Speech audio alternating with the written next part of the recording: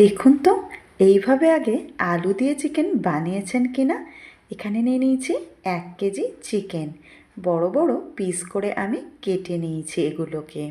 এবারে ম্যারিনেট করার জন্য দিয়ে দিলাম 200 গ্রাম টক দই, কাশ্মীরি লঙ্কার গুঁড়ো, ঝাল লঙ্কার গুঁড়ো, ধনে গুঁড়ো, সবগুলোই 1 চামচি করে ব্যবহার করেছি।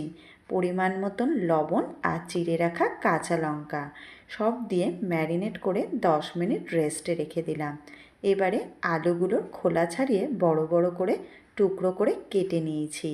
কড়াইতে সর্ষের তেল গরম করে নিয়েছি খুব ভালো করে। আলুগুলোকে লবণ আর হলুদ দিয়ে লাল করে ভেজে নিচ্ছি। এখানে ভেজেছি আমি 60%-এর মতন। এখানে দেখুন আলুগুলো ভাজা হয়ে গেছে, তুলে রেখে দিচ্ছি কড়াই থেকে। ফোড়নে দিয়ে দিলাম গোটা গরম মশলা, তেজপাতা আর চিনি। চিনি দিলে টেস্টটা কিন্তু দারুণ হয় আর রঙটাও ভীষণ ভালো আসে। পেঁয়াজ কুচি দিয়ে খুব ভালো করে লাল করে ভেজে নিচ্ছি। পেঁয়াজ আমার ভাজা হয়ে গেছে। এবারে এর মধ্যে দিয়ে দিলাম আদা রসুনের পেস্ট আর হলুদের গুঁড়ো।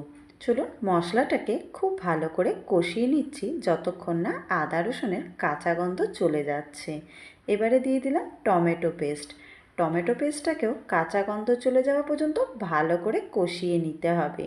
টমেটো কষানো খুব ভালো করে হয়ে গেলে তার মধ্যে ভেজে রাখা আলু আর গুঁড়ো গরম মশলা দিয়ে 2 মিনিট আলুটাকে মশলার সাথে ভালো করে কুক করে নিচ্ছি।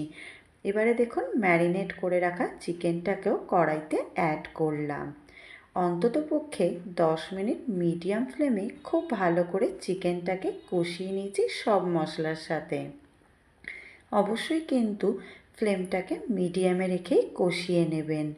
এখানে দেখুন 10 মিনিট বাদে আমি এটাকে ঢাকা দিয়ে কুক করে নেব লো ফ্লেমে, অন্ততপক্ষে 7 মিনিট।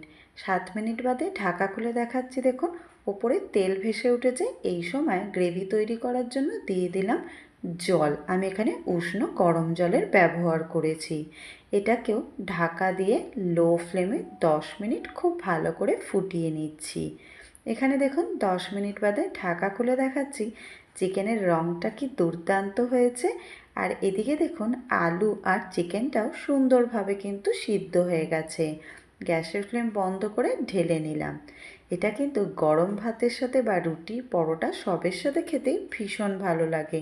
তাই বাড়িতে আপনারা অবশ্যই ট্রাই করবেন আর আমাকে কমেন্টে জানাবেন